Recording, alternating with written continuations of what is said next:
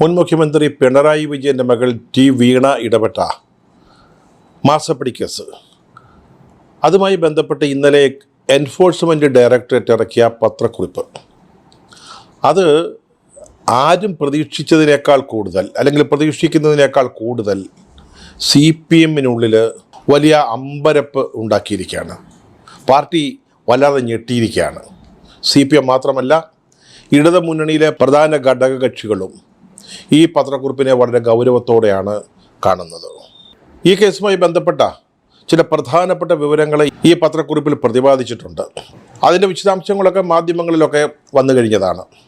അതായത് ഒരു 85 ലക്ഷം രൂപ, അതിന് തുല്യമായ ദിർഹാംസ് ഗൾഫിലേക്ക് കടത്തി എന്നുള്ളതിന് വ്യക്തമായ സൂചനകൾ ലഭിച്ചിട്ടുണ്ട് എന്നാണ് അതിൽ പറയുന്ന ഒരു പ്രധാനപ്പെട്ട കാര്യം. മറ്റൊന്ന് 20.05 കോടി ഇന്ത്യൻ രൂപയുടെ ഇടപാട്, ശരിയല്ലാത്ത ഇടപാടുകൾ സംഭവിച്ചിരിക്കുന്നു. അതും പോരാഞ്ഞിട്ട് തൈക്കണ്ടി വീണ ഇൻ്റർനെറ്റ് കോളുകൾ വിളിക്കുന്നതിന് വേണ്ടി മറ്റൊരാളുടെ പേരിൽ എടുത്ത ഒരു സിം കാർഡ് ഉപയോഗിച്ചിരിക്കുന്നു. അങ്ങനെ വളരെ പ്രധാനപ്പെട്ട വിവരങ്ങൾ തങ്ങൾക്ക് ലഭിച്ചിട്ടുണ്ടെന്നാണ് എൻഫോഴ്സ്മെൻറ്റ് ഡയറക്ടറേറ്റ് ആ പത്രക്കുറിപ്പിൽ പറയുന്നത്. ഈ കേസുമായി ബന്ധപ്പെട്ട 9 സ്ഥലങ്ങളിൽ കഴിഞ്ഞ ദിവസം അവർ റെയ്ഡ് നടത്തി. അവിടെ നിന്ന് ലഭിച്ച വിവരങ്ങൾ, അതിൻ്റെ അടിസ്ഥാനത്തിലാണ് ഇപ്പോൾ ഈ പത്രക്കുറിപ്പ് ഇറങ്ങിയത്. ഈ റെയ്ഡുകൾക്ക് കാരണമായ വിശദാംശങ്ങൾ EDക്ക് ലഭിച്ചത് ശ്രീ പിണറായി വിജയൻ അടുത്ത കാലത്ത് താമസം മാറ്റിയ വീട്, തിരുവനന്തപുരത്ത് റിസർവ് ബാങ്ക് സ്ഥിതി ചെയ്യുന്ന റോഡിൽ അദ്ദേഹം പുതുതായി താമസം മാറ്റിയൊരു വാടക വീട്, അവിടെ ED ഒരു റെയ്ഡ് നടത്തിയായിരുന്നു നേരത്തെ. അന്നാണ് ED സംഘത്തിന് നേരെ വളരെ കുപ്രസിദ്ധമായ ചില ആക്രമണ സംഭവങ്ങളൊക്കെ അരങ്ങേറിയത്. CPM പ്രവർത്തകരെ നേതാക്കൾ വിളിച്ചു വരുത്തുന്നു, അവരവിടെ വളരെ പ്രതിരോധം സൃഷ്ടിക്കുന്നു. പരിശോധന കഴിഞ്ഞ് ഇറങ്ങിപ്പോയ ED ഉദ്യോഗസ്ഥന്മാരെ ആക്രമിക്കാൻ മുതിരുന്നു, അവരുടെ വാഹനങ്ങൾ തകർക്കുന്നു. അങ്ങനെ നമ്മൾ വളരെ ചർച്ച ചെയ്ത ചില സംഭവവികാസങ്ങൾ അന്നാണ് ഉണ്ടായത്. അന്ന് പിണറായി വിജയൻ്റെ പുതിയ വാടക വീട്ടിൽ നിന്ന് ലഭിച്ച ചില രേഖകൾ, അതിൽ തൈക്കണ്ടി വീണ സ്വന്തം കൈപ്പടയിൽ എഴുതിയ ചില രേഖകൾ, ഡയറി പോലെ, അതിൽ നിന്നാണ് ഈ ഇടപാടുകളെക്കുറിച്ചുള്ള വിശദാംശങ്ങൾ അവർക്ക് ലഭിച്ചത്. ഈ 85 ലക്ഷം രൂപ ഗൾഫിലേക്ക് മാറ്റി, അതുപോലെ തന്നെ 20.5 കോടി രൂപ മറ്റു ചില ഇടപാടുകൾ, ഇന്ത്യൻ രൂപയിലുള്ള ഇടപാടുകൾ, ഇതിനെക്കുറിച്ചൊക്കെയുള്ള വിശദാംശങ്ങൾ ലഭിച്ചിരിക്കുന്നത്. സാധാരണഗതിയിൽ എൻഫോഴ്സ്മെൻറ്റ് ഡയറക്ടറേറ്റ് അങ്ങനെ പത്രക്കുറിപ്പുകൾ ഇറക്കാറില്ല, അവരുടെ അന്വേഷണത്തിൻ്റെ പുരോഗതി അങ്ങനെ അറിയിക്കാറില്ല. അതിൽ നിന്ന് വ്യത്യസ്തമായിട്ടാണ് അവർ ഈ 9 റെയ്ഡുകളിൽ അവർക്ക് ലഭിച്ച വിവരങ്ങൾ, വളരെ പ്രധാനപ്പെട്ട വിവരങ്ങൾ, അതിൽ ചിലരെയൊക്കെ അവരൊരു ചോദ്യം ചെയ്തിട്ടുണ്ട്. അതിലൊരാൾ CPM-ൻ്റെ കോഴിക്കോട് ജില്ലാ സെക്രട്ടേറിയറ്റ് അംഗമായ P. നിഖിലാണ്, മറ്റൊരാൾ നന്ദുലാലാണ്. ഇവരൊക്കെ വീണയുടെ ഭർത്താവും മുൻ മന്ത്രിയും ഇപ്പോൾ MLA-യുമായ മുഹമ്മദ് റിയാസിൻ്റെ അടുത്ത സുഹൃത്തുക്കളാണ്. അവരുടെ മൊഴികൾ ഇപ്പോൾ EDയുടെ കൈവശമുണ്ട്. അപ്പോൾ ഈ വിശദാംശങ്ങൾ ഉൾക്കൊള്ളിച്ചുകൊണ്ടുള്ളൊരു പത്രക്കുറിപ്പാണ് അവർ ഇറക്കിയത്. അതിപ്പോൾ വളരെ വ്യാപകമായിട്ട് ചർച്ച ചെയ്യുന്നുണ്ട്. സാധാരണഗതി ED അങ്ങനെ ഒരു പ്രസ് റിലീസ് ഇറക്കാറില്ല, ഇറക്കിയിട്ടില്ലെന്നൊന്നും പറയുന്നില്ല. പക്ഷേ അതൊരു അസാധാരണമായ നടപടിയാണ്. ഇത്തരം സന്ദർഭങ്ങളിൽ പോലീസാണെങ്കിലും മറ്റ് അന്വേഷണ ഏജൻസികളാണെങ്കിലും അവർക്ക് എന്തെങ്കിലും വിവരങ്ങൾ മാധ്യമങ്ങളിലൂടെ ജനങ്ങൾ അറിയണമെന്ന് തോന്നിയാൽ അവരുടെ അന്വേഷണം സംബന്ധിച്ചുള്ള കാര്യങ്ങൾ സാധാരണ ചെയ്യുന്നത് സെലക്റ്റീവായിട്ട് ആ വിവരങ്ങൾ ലീക്ക് ചെയ്യുക എന്നുള്ളതാണ്. ഏതെങ്കിലും മാധ്യമപ്രവർത്തകർക്ക് കൊടുക്കുക, അത് എല്ലാവർക്കും കൊടുക്കണമെന്നില്ല, പത്രസമ്മേളനം വിളിച്ചൊന്നുമല്ല. അവർക്ക് വിശ്വാസമുള്ള പത്രലേഖകർക്കത് ചോർത്തി കൊടുക്കും. അത് മാധ്യമങ്ങളിൽ വരും, പിന്നീട് മറ്റ് മാധ്യമങ്ങളത് ഏറ്റെടുക്കും. ചിലപ്പോഴതൊരു ദൃശ്യമാധ്യമത്തിനായിരിക്കും കൊടുക്കുക. അതിൽ വന്നു കഴിഞ്ഞാൽ അന്ന് തന്നെ മറ്റ് അച്ചടി മാധ്യമങ്ങൾ അതിൻ്റെ പിന്നാലെ പോകും. അങ്ങനെ സെലക്റ്റീവായിട്ടുള്ള ലീക്ക്, അതാണ് സാധാരണഗതിയിൽ ചെയ്യുന്നത്. ഇവിടെ അതല്ല സംഭവിച്ചിരിക്കുന്നത്. നേരിട്ട് പ്രസ് റിലീസ് ഇറക്കിയിരിക്കുക, വളരെ നീണ്ടൊരു പ്രസ് റിലീസ്, ഇതിൻ്റെ വിശദാംശങ്ങളെല്ലാം പറഞ്ഞുകൊണ്ടൊരു റിലീസ് ഇറക്കിയിരിക്കുന്നു. എന്തുകൊണ്ടായിരിക്കും അത് അന്വേഷണം ശരിയായ രീതിയിൽ മുന്നോട്ട് പോകുന്നുണ്ടെന്നും ഇക്കാര്യത്തിൽ വളരെ വിലപ്പെട്ട വിവരങ്ങൾ തങ്ങൾക്ക് ലഭിച്ചിട്ടുണ്ടെന്നും ആളുകളെ ബോധ്യപ്പെടുത്താനാണ്. അതുമാത്രമല്ല, ഈ കേസിൽ വീണയുടെ ഇൻവോൾവ്മെൻറ്റും അവർ പറയുന്നുണ്ട്. അപ്പോൾ സ്വാഭാവികമായിട്ടും ഇത് ജനങ്ങൾ അറിയേണ്ട വിവരങ്ങൾ ജനങ്ങളെ അറിയിക്കുക എന്ന ഉദ്ദേശത്തോടുകൂടി തന്നെ ആയിരിക്കണമല്ലോ ഇറക്കിയിരിക്കുന്നത്. പക്ഷേ ചില CPM ഹാൻഡിലുകൾ പറയുന്നത് ഇങ്ങനെ പതിവില്ലാതെ ED റിലീസ് ഇറക്കിയിരിക്കുന്നത് അവരുടെ കൈവശം ഒന്നും ഇല്ലാത്തത് കൊണ്ടാണ്. ഈ എക്സാലോജിക്കുമായി ബന്ധപ്പെട്ട CMRL എന്ന് പറയുന്ന കരിമണൽ കമ്പനിയിൽ നിന്ന് ചെയ്തു കൊടുക്കാത്ത സേവനത്തിൻ്റെ പേരിൽ ഏതാണ്ട് 2.78 കോടി രൂപ വീണയുടെ എക്സാലോജി കൈപ്പറ്റിയെന്ന കേസ്. അത് സംബന്ധിച്ച് വിശദാംശങ്ങളോ അല്ലെങ്കിൽ തെളിവുകളോ ഒന്നും ഈയുടെ കൈവശമില്ല. അതുകൊണ്ട് അതൊന്ന് സജീവമായി നിലനിർത്താൻ വേണ്ടി ചെയ്തതാണ് എന്ന മട്ടിലാണ് ചില CPMൻ്റെ ഹാൻഡിലുകളിലെ കണ്ടത്. അത് പറഞ്ഞത് നിസ്സാരപ്പെട്ട ആളുകളൊന്നുമല്ല, അവരുടെ സൈബർ വിങ്ങിൻ്റെ ഇവിടെ പ്രധാനപ്പെട്ട ആളുകളാണ്. പേരൊന്നും ഇവിടെ പറയുന്നില്ല എന്നേ ഉള്ളൂ. ഒന്ന് ആലോചിക്കുക, ED പോലൊരു സ്ഥാപനം ഇനി അവരുടെ കയ്യിൽ ഇല്ലാത്ത വിവരങ്ങൾ, അവർക്ക് ജനങ്ങളോട് ഒരു കാര്യം പറയുമ്പോൾ അവർ പാലിക്കേണ്ട ചില ഉത്തരവാദിത്തങ്ങളുണ്ട്. അങ്ങനെ അല്ലാതെ ഒരു വിവരം അവർ ഒരു പ്രസ് റിലീസായിട്ട് ഇറക്കുമോ? അതും EDയുടെ ഈ അന്വേഷണം രാഷ്ട്രീയ പ്രേരിതമാണ്, CPMനെ തകർക്കാനാണ്, പിണറായി വിജയനെ തകർക്കാനാണ് എന്നൊക്കെയുള്ള ആരോപണങ്ങൾ സജീവമായിട്ട് നിൽക്കുമ്പോൾ ED അങ്ങനെ ചെയ്യുമെന്ന് തോന്നുന്നില്ല. അതെന്തു ആയിക്കൊള്ളട്ടെ, അവർ വളരെ ഒരു അപൂർവ നടപടി എന്ന നിലയിൽ പ്രസ് റിലീസ് ഇറക്കിയിരിക്കുന്നു. അതാണ് CPMനെ വല്ലാതെ ഞെട്ടിച്ചിരിക്കുന്നത്. ഒരു റെയ്ഡ് നടന്നു, അതിലെന്തെങ്കിലും കണ്ടെടുത്തു എന്ന് പുറത്തേക്ക് അറിയുന്നില്ല.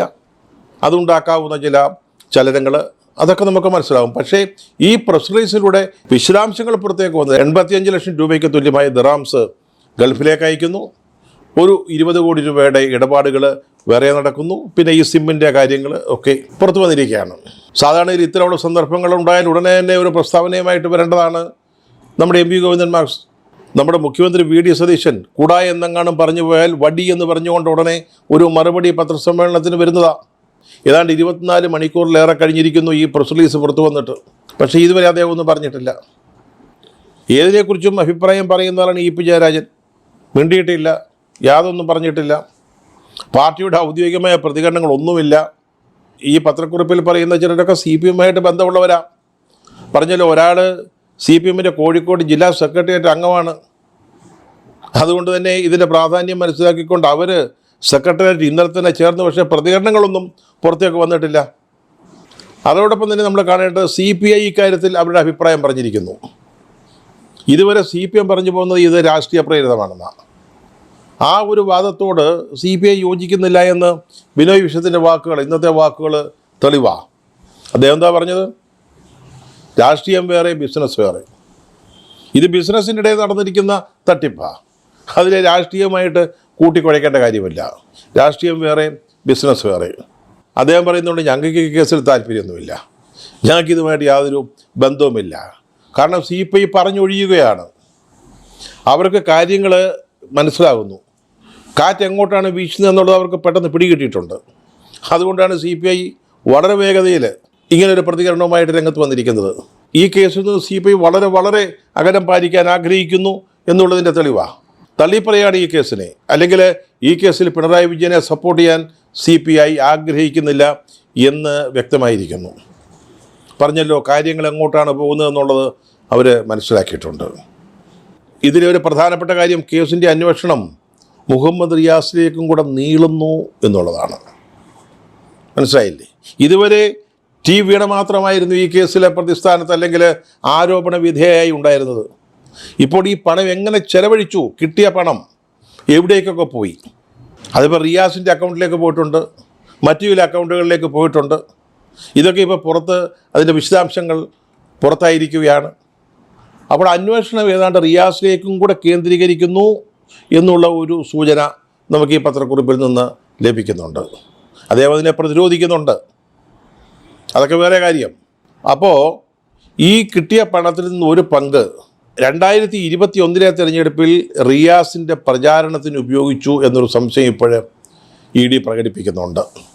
സോളസ് എന്ന് പറയുന്ന ഒരു പരസ്യ കമ്പനിക്ക് ഈ പണം കൈമാറിയിട്ടുണ്ട്. അത് പ്രചാരണത്തിനാണോ? ആണെന്ന് ഇതുവരെ CD പറഞ്ഞിട്ടില്ല. ആണോ എന്നൊരു സംശയത്തിൽ ഇത് അന്വേഷിച്ചുകൊണ്ടിരിക്കുക. ഇനി റിയാസ്, നമ്മൾ നേരത്തെ പറഞ്ഞ നന്ദുലാൽ, അതുപോലെ തന്നെ നിഖിൽ, ഇവരെയൊക്കെ സമൻസ് കൊടുത്ത് വീണ്ടും ചോദ്യം ചെയ്യാൻ വിളിക്കും എന്ന് പറയുന്നു. വീണയെ വീണ്ടും വിളിക്കുമെന്നും വാർത്തകളുണ്ട്. ഈ നന്ദുലാൽ എന്ന് പറയുന്ന ആളിൻ്റെ പേരിലാണ് വീണ ഒരു സിം എടുത്തത് എന്ന് EDക്ക് മനസ്സിലായിട്ടുണ്ട്. അതുകൊണ്ടാണ് നന്ദുലാലിനെ ചോദ്യം ചെയ്തത്.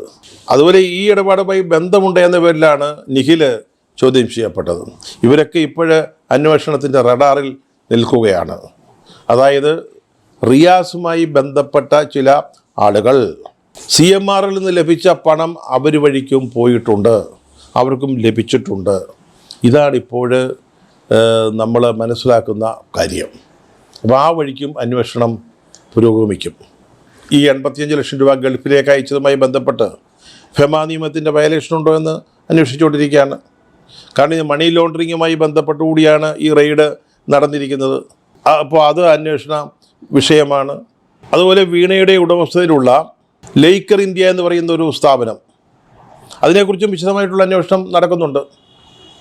നേരത്തെ പിണറായി വിജയൻ്റെ വാടക വീട്ടിൽ നടന്ന റെയ്ഡിൽ നിന്ന് ലഭിച്ച വിവരമനുസരിച്ച് ആ കമ്പനിയുടെ പേരിലുണ്ടായിരുന്ന 15,57,000 ഉറുപ്പിക ED മരവിപ്പിച്ചിട്ടുണ്ട്. ഇത് വെറും ഒരു ഷെൽ കമ്പനി ആയിരുന്നു എന്ന് എല്ലാവർക്കും അറിയാവുന്ന കാര്യമാണ്. ഇപ്പോൾ അതിൻ്റെ ഓഫീസൊക്കെ മാധ്യമപ്രവർത്തകർ കണ്ടുപിടിച്ചിട്ടുണ്ട്. അതിൻ്റെ ബോർഡ് എന്ന് പറയുന്ന ഒരു കടലാസിൽ DTP എടുത്ത ഒരു സംഭവമാണ്. കാര്യമായിട്ടൊരു ബോർഡ് പോലുമില്ല. അവിടെ അത് തുറന്ന് പ്രവർത്തിക്കുന്നതായിട്ട് ആർക്കും തെളിവില്ല, അതിൻ്റെ സൂചനകളൊന്നുമില്ല. അവിടെ ആരെങ്കിലും വന്നു പോയതായിട്ട് വല്ലപ്പോഴും ആരെങ്കിലും വരുന്നതല്ലാതെ നിരന്തരമായിട്ട് ജോലിക്കാരെങ്കിലും വരുന്നതായിട്ട് ആർക്കും അറിയില്ല. വീണയും മറ്റൊരാളും ചേർന്നുള്ളൊരു പങ്ക് സ്ഥാപനമാണ് അത്. അതിനെക്കുറിച്ച് ഇപ്പോൾ കൂടുതൽ അന്വേഷണങ്ങൾ നടന്നുകൊണ്ടിരിക്കുകയാണ്. എന്തിനു വേണ്ടിയാണ് ഈ കമ്പനിയെ ഉപയോഗിച്ചിരുന്നത്? ഇതൊരു ഷെൽ കമ്പനിയാണ്. അതിനെ എങ്ങനെയാണ് പ്രയോജനപ്പെടുത്തിയിരുന്നത്? ആ വഴിക്കുള്ള അന്വേഷണങ്ങൾ നടന്നുകൊണ്ടിരിക്കുകയാണ്. ഇങ്ങനെ വീണയ്ക്ക് ചുറ്റും ഒരു വല മുറുകി വരുന്നത് കാണുമ്പോൾ CPM വല്ലാത്ത അന്താളിപ്പിലാണ്. ഇപ്പോൾ വീണയെ പലവട്ടം ചോദ്യം ചെയ്ത് കഴിഞ്ഞു. നാളെ ഇനി ശ്രീ പിണറായി വിജയനെ ED ചോദ്യം ചെയ്യാൻ വിളിക്കുമോ? വിളിച്ചാൽ എന്താണ് ഉണ്ടാവുക? ഈ കേസുമായി ബന്ധപ്പെട്ട് ആരെങ്കിലുമൊക്കെ അറസ്റ്റിലാകുമോ? അങ്ങനെ സംഭവിച്ചാൽ അതിൻ്റെ പ്രത്യാഘാതങ്ങൾ എന്തായിരിക്കും? പാർട്ടിയെ അമ്പരപ്പിക്കുന്ന മറ്റൊരു പ്രധാനപ്പെട്ട കാര്യമുള്ളത്, ഇനിയിപ്പോൾ കോഴിക്കോട്ട് പാർട്ടിയുടെ വിപുല സംസ്ഥാന കമ്മിറ്റി ചേരാൻ പോവുകയാണ്.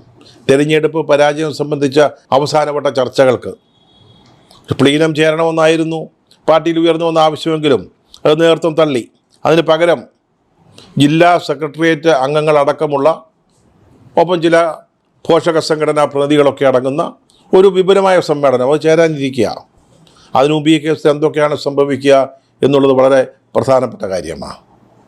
ഏതായാലും അതിൻ്റെ നിഴലിലായിരിക്കും ആ യോഗം നടക്കുക എന്ന കാര്യത്തിലും യാതൊരു സംശയമില്ല. ഇതൊക്കെ പാർട്ടിയെ വല്ലാതെ അന്താളിപ്പിച്ചിട്ടുള്ള കാര്യമാണ്. CPI പോലും ആ അന്താളിപ്പിൻ്റെ നിഴലിലാണ്.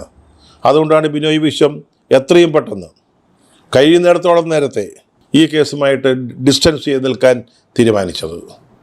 ഇനി ഏറെക്കാലം ഇത് രാഷ്ട്രീയ പ്രേരിതമാണെന്ന് പറഞ്ഞ് ഒഴിഞ്ഞു നിൽക്കാൻ CPMനാകുമെന്ന് തോന്നുന്നില്ല. ഈ കേസ് ആരെയൊക്കെ കൊണ്ടാവും പോവുക എന്ന് ഇപ്പോൾ പ്രവചിക്കാനാവില്ല.